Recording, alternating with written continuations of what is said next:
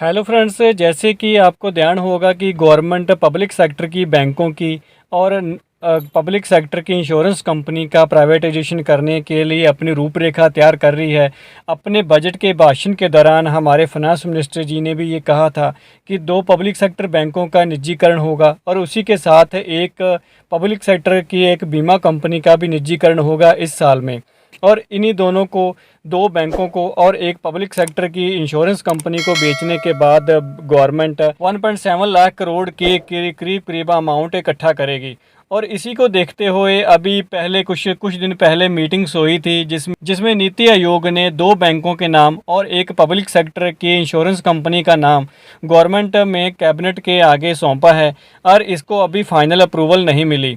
लेकिन ये कौन सी 2 बैंकें हैं जिनका निजीकरण होगा और साथ ही कौन सी बीमा कंपनी है जिसके निजीकरण होगा, आज की वीडियो में मैं आपको दिखाने वाला हूं। न्यूज़पेपर के हवाले से कुछ ऐसी खबरें, मार्केट में सोशल मीडिया के ऊपर कुछ कौन सी अफवाहें चल रही हैं। तो सबसे पहले आपका स्वागत है आपके अपने यूट्यूब चैनल दी सिंह ब्रॉडकास्ट में। सबसे पहले हम बात करने वाले हैं एक टाइम्स ऑफ इंडिया की 4 जून 2021 का न्यूज़पेपर है ये टाइम्स ऑफ इंडिया का।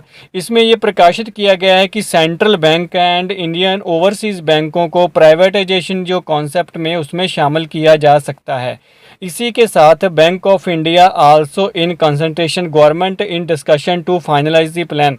गवर्नमेंट ने अभी कोई भी प्लान फाइनलाइज नहीं किया, लेकिन अभी जैसे कि सूत्रों के हवाले से खबरें चल रही हैं, central Bank of India, Indian Overseas bank and इसी के साथ बैंक ऑफ इंडिया को प्राइवेटाइजेशन में शामिल किया जा सकता है, क्योंकि Indian Overseas bank, IOB and Central bank की कुल वैल्यू को मिला के देखा जाए तो 44,000 करोड़ बनती है करीब। इसी के साथ Bank of India M cap market cap है जो इसका एस्टिमेटेड 31,641 करोड़ रुपए के करीब है।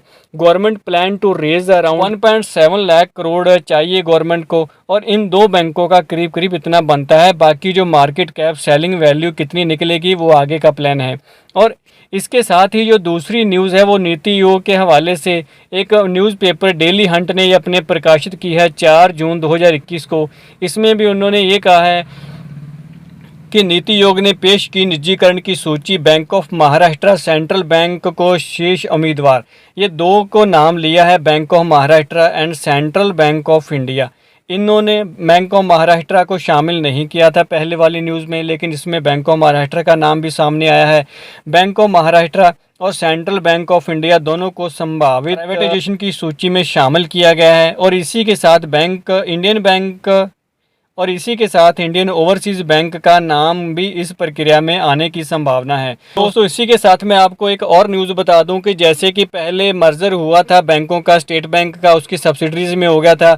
उसके बाद अभी फ़िलहाल आज के टाइम में कुल 12 पब्लिक सेक्टर बैंकें हैं, जिसमें कुछ में तो मर्जर होने के बाद उनको पहले से ही बड़े बैंक बन चुके हैं, लेकिन जो 6 बैंक्स हैं जिनको मर्जर के बाहर रखा गया था, जिसमें Bank of India, Central Bank of India, Indian Overseas Bank, UCO Bank, Bank of Maharashtra and Punjab and Sind Bank, इन 6 बैंक मर्जर की प्रक्रिया से बाहर रखा गया था। और अभी जो फ़िलहाल लिस्टें चल रही हैं जिसमें कि सेलिंग की प्रक्रिया चल रही है, प्राइवेटाइजेशन की प्रक्रिया चल रही है, इसी 6 बैंकों में से जो 4 बैंकें हैं मेन, Indian Overseas Bank, Bank of Maharashtra, Bank of India and Central Bank of India, इन 4 बैंकों में से संभावित कोई 2 नाम सामने आने की संभावना है।